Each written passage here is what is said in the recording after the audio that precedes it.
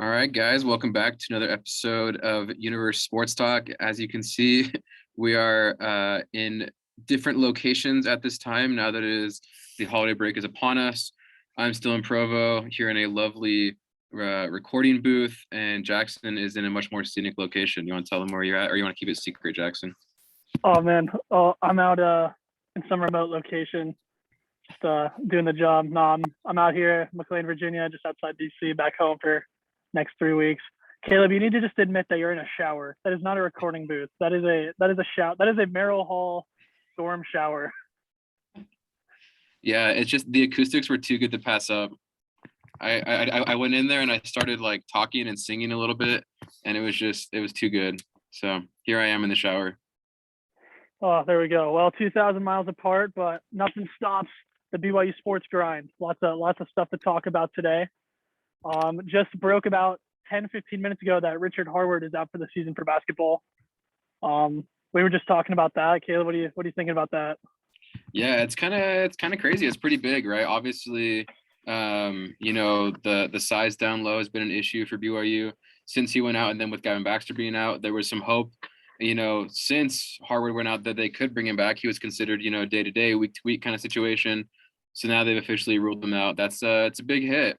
We've seen in a few of the games, that they've struggled since their identity was really that defensive and rebounding to start the season, and they struggled to find that new identity, going a little bit smaller. Got that loss against Creighton over the weekend. So yeah, for sure, losing someone like Harward for the season, who was a consistent player last year, brings that consistent effort down low. And, if nothing else, just helps you defend, helps you get a bucket here and there, and helps you rebound. That's hard. I think that really lowers the floor of this BYU team. Yeah, it's unfortunate. That Creighton game for sure was BYU's first chance to really get exposed for their lack of size. Even against UVU, obviously they're big, popped off for 2020, but at the end of the day, you didn't really think size was the issue. You just thought BYU got outplayed, and circumstance-wise, they weren't in an ideal spot. Against Creighton had NBA size, and there are three Ryans that they started.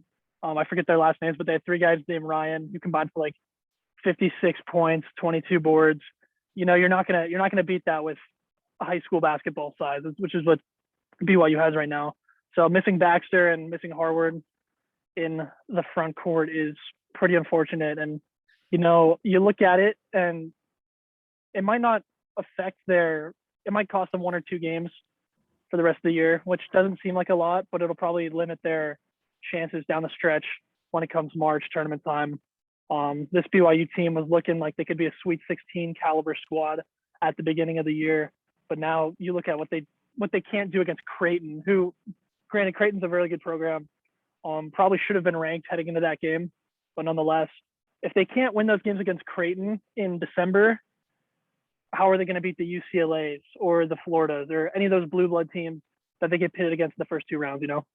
Or another big name that we always face, Gonzaga. Yeah. Going up against Drew Timme and Chet Holmgren with this current BYU squad sounds like an unfair matchup, to say the least. Yeah, cruel and unusual, I think is the term I'd use. Because when we watched Holmgren play in LA when they were playing Duke and we were on our trip to USC, I had never actually watched him play before.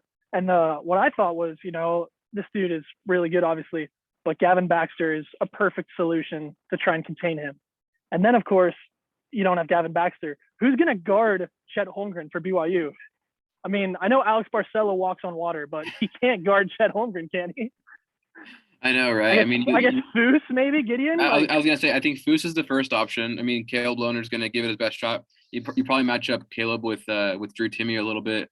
But I wonder if they're really going to have to bring along Atiki a lot faster than they ever anticipated to. He's played, not insignificant minutes the last few games after Baxter went out. They're going to have to play him, and he's going to if they're going to have success, he's going to have to learn on the fly how to be a Division I big man.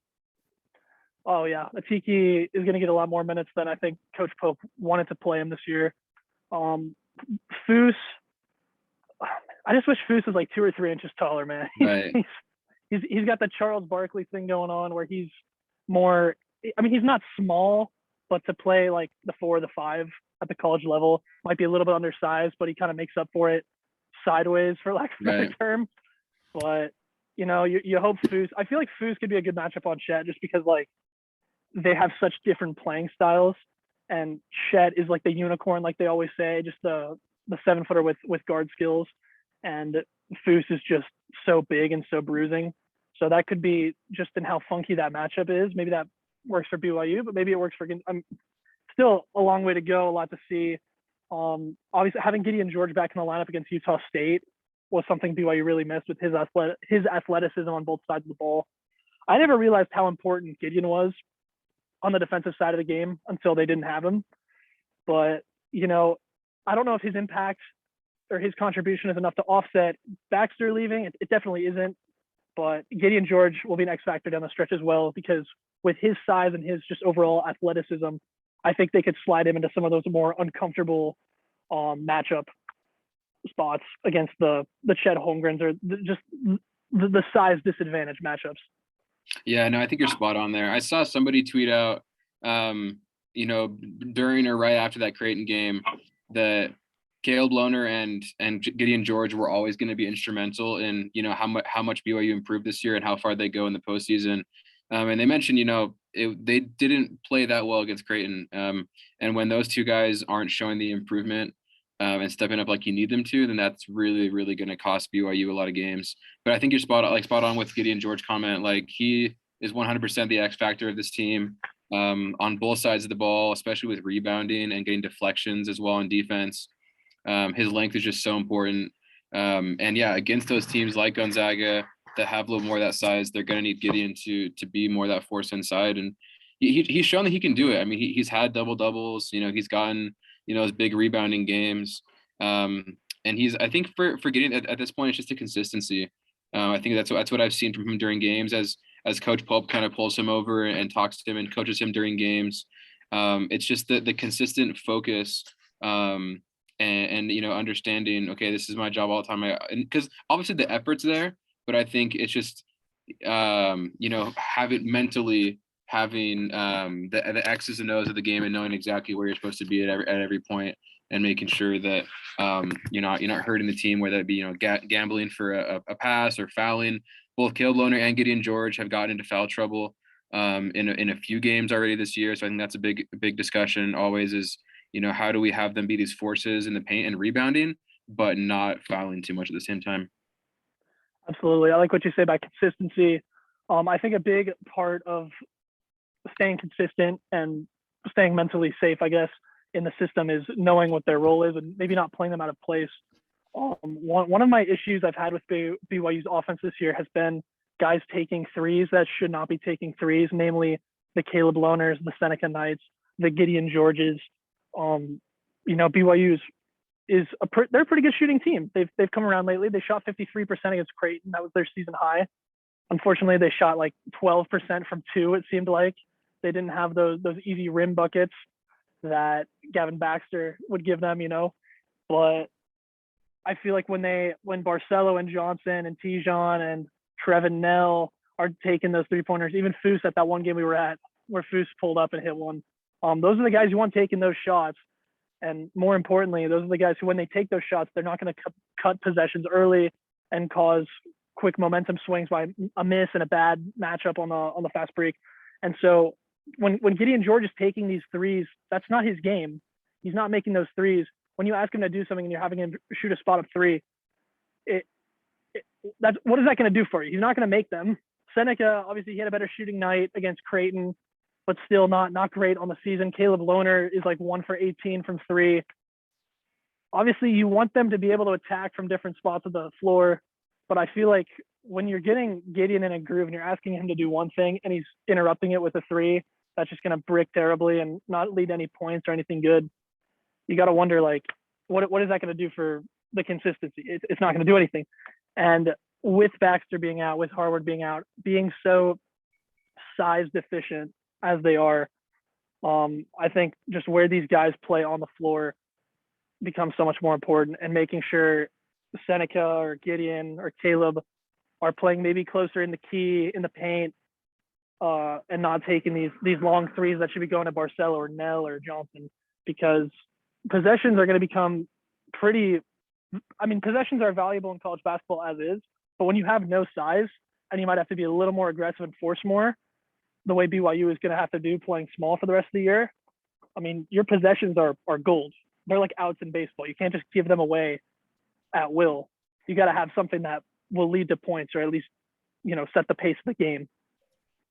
Yeah, no, that's so true. And they're at a point in the season where they're really having to look at themselves in the mirror and figure some things out. Falling out of the AP top 25, no longer ranked, with that loss to Creighton. So yeah, heading into conference play here in just a few weeks. Actually, probably just like 2 weeks, I think, until conference play, pretty much. Yeah, definitely a time of introspection and some changes for BYU men's basketball. They do get an easier one. They're kind of sandwiched in between. They play Westminster on December 29th, so they get a bit of a break there. And I guess even before that, head into the Hawaiian Airlines Diamond Head Classic next week and playing USF. So that I think those next few games will kind of be and Weber State. How did I forget about Weber State? Yeah, thank you. Weber State's having a good year too. Yeah. So it doesn't get any easier. They're gonna have to kind of learn on the fly, as they have in these last few weeks, to try and work their way back up to a competitive level of play before they hit the WCC, which is no cakewalk this year. No, I mean, I was looking at the bracketology updates just yesterday, and not only is Weber State, BYU's next opponent, projected to make the NCAA tournament this March, but BYU is projected to be a 7 to 8 seed around there. Seems about right. Hopefully they can maintain that. I think if the season ended today, at the end of the year, if BYU finished as a 7 seed, that'd be a phenomenal success. Yeah. With the early setbacks they've had, the injuries, the inefficiency from guys that they thought they were going to have to rely on, like Caleb Lohner. But at the same time, there's going to be 4 tournament teams in the WCC. Gonzaga is the best team on the planet. It's no cakewalk. It's one of the most underrated, toughest leagues in the country. And so, BYU has a chance to maybe tighten things up heading into conference play. Weber State, Westminster even. I mean, I think the Westminster game, there's no way that BYU is going to lose that game, knock on wood. But that could be a game where maybe they play a little more loose, they get comfortable. It's kind of like a what's the word? Just kind of a get right game. Yeah. And get ready for USF and conference play, and just fine tune those things that need to get figured out. But I was thinking when they dropped out of the top 25 this past week, I was thinking about the season parallel to the football program this year already. BYU football started out hot, had some big time wins early. Men's basketball did the same thing. They got the win over Utah. They got the upset over Arizona State. San Diego State is technically a rival for BYU. I know their student section likes to act like it is for sure on Twitter, but they get the gritty rivalry win. They get some wins over tournament teams. They upset Oregon on the road. They get this clout early. They start climbing the rankings. And then you go into UVU, which is another, lower tier rivalry game, just like Boise State, and you lay an egg. It comes down to a game that a few BYU mistakes being cleaned up might have prevented, but nonetheless, there's a loss. And then there's the embarrassing loss against Creighton or Baylor. And now you're out of the rankings entirely with some chances to get back on top. Obviously, football had some big injuries early. Basketball's had some injuries early. Football had some things that they need to figure out. Basketball has some things that they need to figure out. We talk so much about Kalani Sitake and the culture that he's brought to football, and how that Sitake culture definitely played a huge role in rebounding the football team back to being 10-2 and having a chance for an 11-win season in back-to-back years. Mark Pope brings a similar culture, manifested in very different ways, shown in very different ways, but that culture that Mark Pope has brought has been so valuable to the basketball team in what they've accomplished during his tenure here, now in year 3. So, we had a lot of question marks going into the second half of the football season, thinking, okay, well, what's BYU going to do going forward with the Washington States, the USCs, the Virginias, these big time games on the schedule with the cards they've been dealt. And, Satake got them to rebound. And Coach Pope is going to have to do the exact same thing. And it'll be exciting to see for sure. But, BYU football, despite a really lame Independence Bowl that we're going to have to talk about later, they rebounded very well. They got the respect they deserve. They finished 12th or 13th in the country in the final poll, which, they started 10th overall before they lost to Boise. Basketball was ranked number 12 in the country. It's hard to say if they'll ever get that high again. I highly doubt it if they already have 2 losses this early. But if they could scratch the top 15, maybe between 15 and 20 in there, I mean, crazier things have happened. And Coach Pope is definitely the guy you want at the top with that culture to get things on track.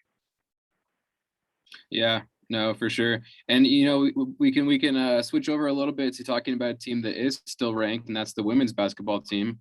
They did unfortunately also take a loss last week against Oklahoma in Oklahoma. But great chance to bounce back this week at home. First time they've been home in over 2 weeks, playing Washington State this Saturday in the Marriott Center. And they're ranked number 20 in the nation. So women's basketball still bringing it. I think we talked about several times how they are the better of the 2 basketball teams on campus right now, bringing back all the experienced players that they have. Being able to avoid injuries for the most part early on, which cannot be said about the men's team, unfortunately. The women, nonetheless, looking good. Teagan Graham, former podcast guest of ours, dropping 30 points, 10 3-pointers, a school record. Like, I feel like that hasn't been talked about enough. Like, she literally only made 3-pointers, scored 30 points, and she had 10 of them. And like, come on, in a basketball world that's obsessed with 3-pointers, that's obsessed with Steph Curry, like, come on, we have a new BYU record holder for 3-pointers made in a game. Unreal. I mean, having that efficient a shooting day with the volume that she shot at is just unheard of. So shout out to Teagan, 30 points, 10 made threes. She made 10 threes in a game. I don't even think Jimmer ever made 10 threes in a game. I don't think so. Yeah. I don't think he ever did. Yeah. So just unreal. The one thing I've been seeing from the women's team, obviously losing that overtime road game, losing it on the road in overtime to Oklahoma, a bit disappointing. Paisley, I think, shot 3 for 21 from the floor, I want to say. She had probably her worst game of the season. If Shaylee's maybe just a tad bit locked in or whatever the problem was, if she plays a little bit better, maybe it makes a difference. Who knows? They've relied a lot on Shaylee, a lot on Paisley, a lot on Teagan. But the one thing that I've been seeing from the women's team lately is they've been using a lot more of their depth. They haven't needed to early in the season, but they got girls like Emma Calvert and even Sarah Hampson, 5th-year senior, who has been in the program for so long, kind of got lost in the shuffle of the starting rotation with Teagan and with Lauren Gustin coming on. But Sarah Hampson's been playing meaningful minutes. Emma Calvert adds a nice boost on both ends of the floor. Maria's done a great job. She hasn't really been Maria starts, but she hasn't been an integral part of what they try to do on offense. And now she's been racking up assists, getting to the rack. The women's team has shown a lot of promise. I think the men's team is trying to figure out who they are and how to regroup from the losses they have, while the women's team is evolving. They're adding different layers to their game. Come March, they have lots of different tools in their toolbox that they can reach into and go on a big run. So the women's team's exciting, ranked 20 in the country. If you haven't watched them yet, they play some of the most fun games I've seen at BYU this year. So go and see them. If you're in Utah this weekend, Saturday at 12 p.m., noon at the Marriott Center, be there. Super, super fun team to watch. As Jackson mentioned, they continue to evolve. Great coach in there. They obviously got Coach Judkins, but also Lee Kamard, former men's basketball star. He took over there for a couple of weeks, showed that he's more than capable of leading that team and helping that team. So I think he's been instrumental in just kind of opening up, as you mentioned, like those new levels for that squad as they look to continue to grow and become that Sweet 16, maybe even an Elite 8 type team that we know they can be. That's why they brought everybody back, was to reach those heights. And to do that, you have to keep evolving, keep changing, and use all the tools that you have in your toolbox, like Jackson said. Moving on once again, you did mention that that BYU football bowl game we have coming up. It's going to be a packed Saturday, actually, with that bowl game. Women's basketball, men's basketball also playing. Saturdays this fall and this semester have just been packed. It's crazy. We got Saturdays are another for the one coming boys. up. Saturdays are for the Cougs. Yeah, seriously. Yeah. How we feeling about Shreveport? Ooh, how am I feeling about Shreveport as a city, as a bowl destination, or as a matchup? Because Just as an idea, the idea of BYU as an football idea, in Shreveport against UAB. I mean, you got to feel fine. Kalani has a pretty good record in these bowl games. I think his lifetime bowl record, I want to say, is 4-1. Is that correct? That They sounds beat right. Wyoming in the Poinsettia Bowl, Famous Potato Bowl. Then they lost Hawaii Bowl. Yeah. And then So he's 3-1. UCF. Yeah, he's 3. So he's 3-1 in these bowl games. Yeah. That's a pretty good bowl record, You go 3-1. No crazy bowl victories just yet. Nothing too.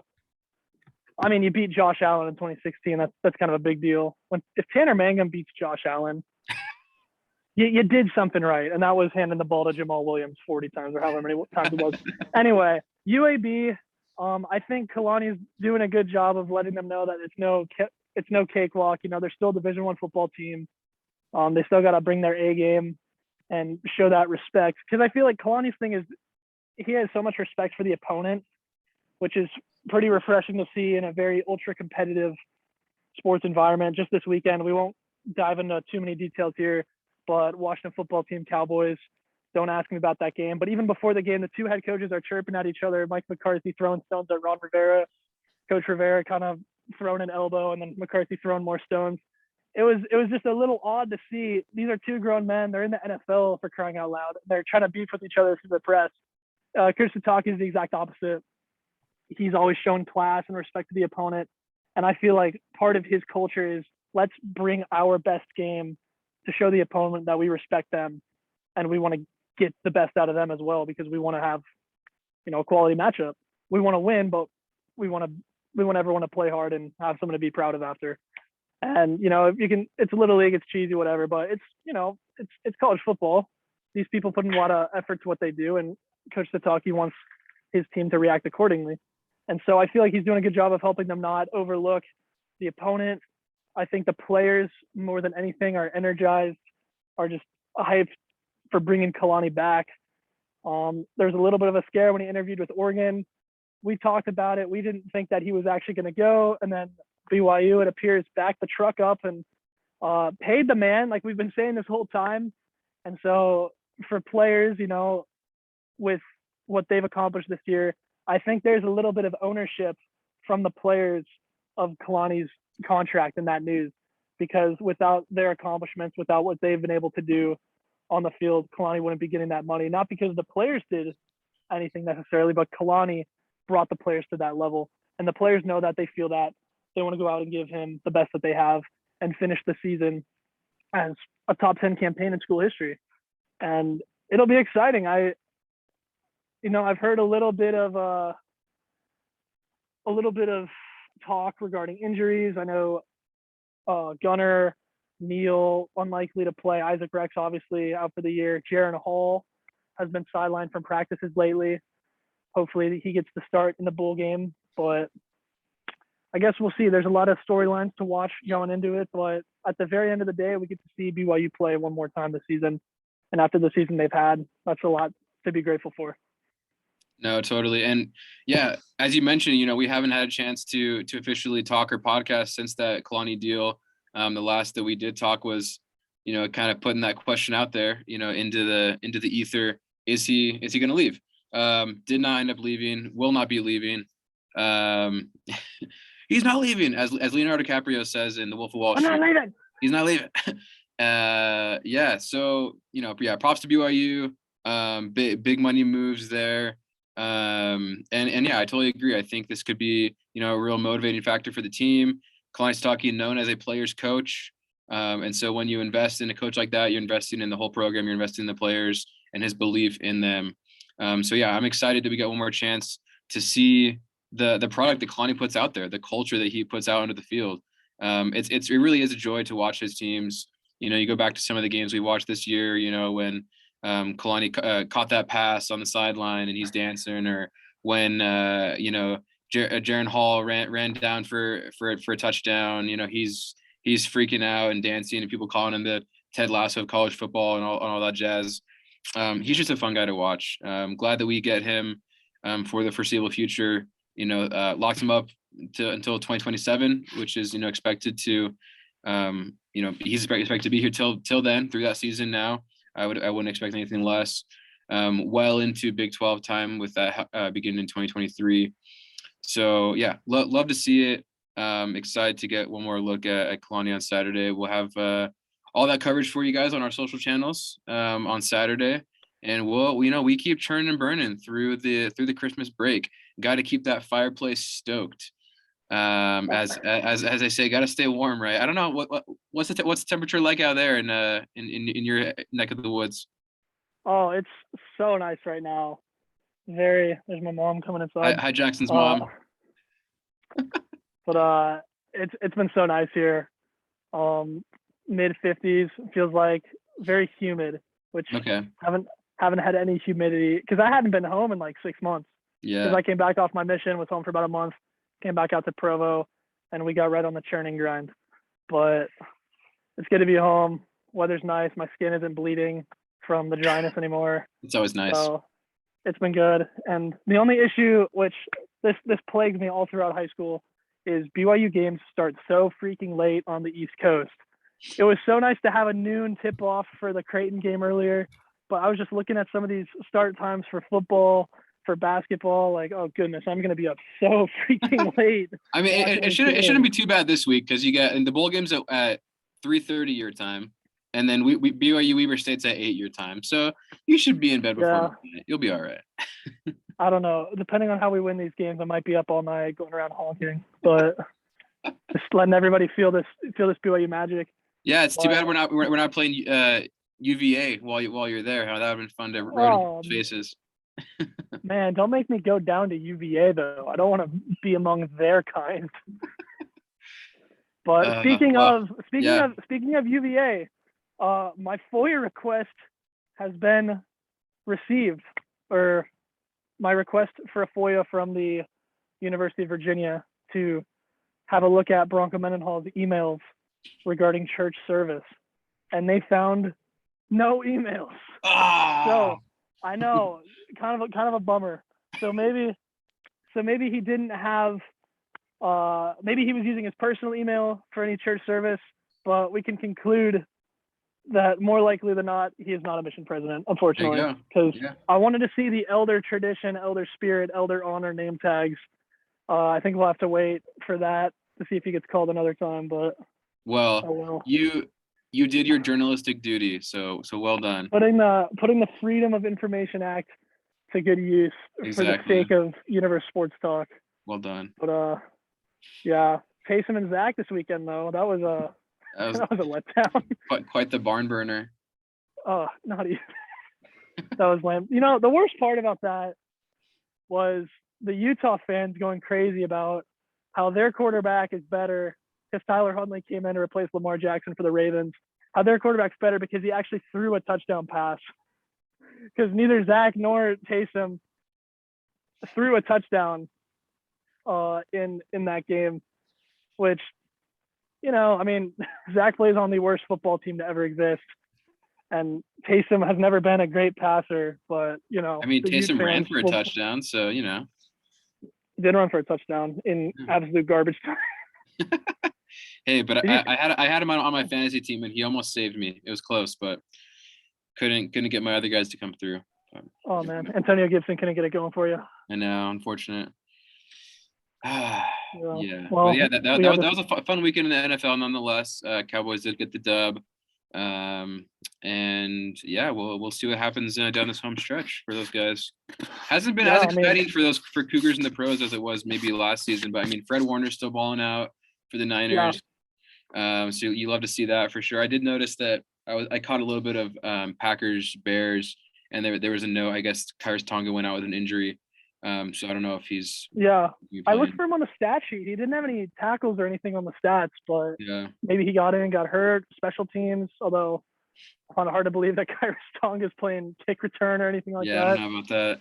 But yeah, I mean, I feel like everyone's just been injured this year. You know, Zach lost a few weeks. His team is garbage. Yeah. Taysom has been out a little bit. Jamal Williams became the starter in Detroit. He's hurt. Fred Warner's missed some time, so it's been kind of a weird year for Cougars in the pros. Yeah. Dax Milne has been a healthy scratch the last few weeks in Washington. Kyle Van Noy might be having the best season of any Crazy. former BYU player in the pros. And Yeah. the Patriots are the number one team in the AFC, believe it or not. Just unreal. Yikes. Could he be getting ring number 3? Wow. All I know is Micah Parsons, defensive player of the year. Lock it in right now. Also, why is Dak throwing with up 13 with 2 minutes left? Because that's all Dak does. Dak just throws. I take it back. I never want Kellen Moore to coach at BYU ever, because he's calling throwing plays with 2 minutes left up 13, and he's putting the football team back in the game. What are you doing, Kellen? It's called being aggressive. It's called being a convert. Yikes. Okay. Yeah. Anyway, hey, but I did see some buzz. Speaking of the Jets, you know, they're bad enough that they're gonna get some nice draft picks and could potentially pick up our boy Tyler Algier to pair with. Where do we think Algier's actually going to get drafted? I haven't looked at a lot of projections, but I mean, he's a second team All-American. We know that. So I would venture to say, you know, first 2 rounds. I don't know, because running backs slip down farther, it feels like. So Yeah. for context, Jamal Williams went in the 4th round. Yeah. Who do we think is a better overall prospect, Jamal or Tyler? Here's the thing. Oh, that's tough. Tyler has more buzz, I think, going into the draft. I think because of BYU's record and because of kind of more of the high profile stuff that's been going on. So I do think that Tyler Algier is going to get drafted higher than Jamal Williams did. Okay. So I'm going to go 2nd or 3rd round probably. Okay. I'd agree. I'd say probably 3rd round, maybe early 4th, depending on wherever. It depends on which other running backs right declare and whatnot. I think he's about a 3rd round talent, which seems pretty good. I think the one thing that Jamal had size. How tall is Jamal? I know Tyler has 5'11". speed. Tyler has speed, but I feel like, okay, so Jamal is 6 foot. Algier is 5'11", so not too much of a difference. But Jamal had the fancy footwork. He was kind of elusive. He was big and elusive. That was his drawing point. He could make defenders miss. But Tyler, I feel like he has the advantage because in college, being an elusive kind of shifty back benefits you because you're playing against less skilled defenders. Whereas in the NFL, you're going to get hit. Like, you can't pull that same. Yeah. That's why the option doesn't work anymore in the NFL. But Algier is going for the first contact. He's looking for contact to pave his way. He's not looking to dodge and get creative, although he can in the open field. But Algier's the more physical back. He's the one looking for contact. I feel like that benefits him in his game in the NFL. And if you get him behind a really good offensive line, put him in New England, put him in Green Bay, in one of these places that have these big offensive line traditions. Yeah. Goodness, that would be awesome. So I mean, I think you're right. Third round, maybe 4th round, higher than Jamal. So I'm gonna go 3rd round as well. Look, I know the Jets are really bad, but they do have potential to have a pretty decent offensive line. They drafted an offensive lineman in the 1st round after Zach, and they had a really good one the year before that in Mekhi Becton. So, you know, there's potential there. I think if the Jets prioritize, you know, the offensive future, Zach's future, go get another O lineman. It's kind of a tempting destination in my opinion, but who knows? I saw a tweet today about the Cardinals saying how they had a quarterback that they drafted early who didn't pan out, Josh Rosen. Yeah. They traded him. They had the number 1 overall pick. They drafted Kyler Murray. They got an attractive new head coach in Cliff Kingsbury. They took their lumps for a season. Then they were more respectable, kind of in the playoff until the very end, 8-8. And then this year, until the Rams beat them, they were the best team in the NFL. So they've had this kind of 3-year plan, whereas the Jets traded away a quarterback they took early in Sam Darnold. They got a new attractive head coach in Saleh. They drafted Zach Wilson second overall. They've kind of taken their lumps this season. Next year, they get some more pieces. Things might solve themselves a little more. And then 2 years from now, 2023, who knows? The Jets could be on their way because you look at that division's wide open for the next 10, 15 years, seeing as New England doesn't have Tom Brady anymore. Maybe Mac Jones. I mean, the Patriots could very well take over that division again because it's beginning to look a lot like 2001 right now with Mac Jones and Tom Brady. But at the same time, it puts every team in a position to have a shot for the top. So who knows? Maybe Zach could get it together in the next 2 years. They could have what the Cardinals have right now, get upset on Monday Night Football by a division rival. Who knows? But it'll be exciting. Zach's career is far from over, is what. Oh yeah, no, for sure. I mean, the dude's like 22 years old still. So also, I mean, the key here is you got to trade for DeAndre Hopkins. As long as you do that, you'll be fine. Do not trade for Terry McLaurin. Do not trade for Terry McLaurin. I will say though, speaking of being 22 years old, I was looking the other day. BYU's 2018 recruiting class, the year that I came in, my freshman year, that could be the best recruiting class in the history of BYU. Because you already got Zach, who went second overall. Also in that class, Gunnar Romney, Dax Millam, Peyton Wilgar, Tyler Algier, Harris LaChance. Just to name a few. Brady Christensen. Oh my goodness. Would you like me to continue? Because all of these guys are very good at football. Yeah. I think Malik Moore might have been that year as well. He was. Yeah, I think Malik Moore and Isaiah Heron. And Isaiah, yeah, because they were both Isaiah was in the dorms with me. Yeah. So that's Dallin Holker. Yeah. Not a terrible class. And if you look at the recruiting rankings for that class, I think it was like low 80s. Yeah. Like 89th overall in the country. And now a bunch of these guys are playing on Sundays and they're going back-to-back 10-win seasons. And you look at what Kalani's do. Just got the McKenzie twins, keeping some Cougar blood back in the program. Sons of Brian McKenzie from the 96 team. Keeping some Lone Peak guys. I think Bronco retiring or whatever that was really important for BYU because all these UVA kids were like, hey, I was promised the BYU experience in Virginia, are now going, oh, I could get the BYU experience at BYU at a better program, at a less pretentious school, and in a better conference. Why not just do that?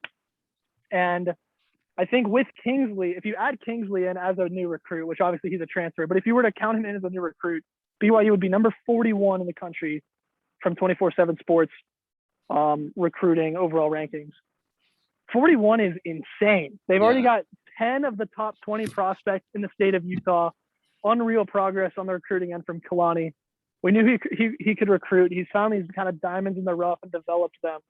But now I feel like Kalani, even though he's a great developer of talent, he doesn't have to develop these guys the way that he did with my recruiting class or some of these others down the stretch. He has these guys who are ready to step on the field and contribute immediately.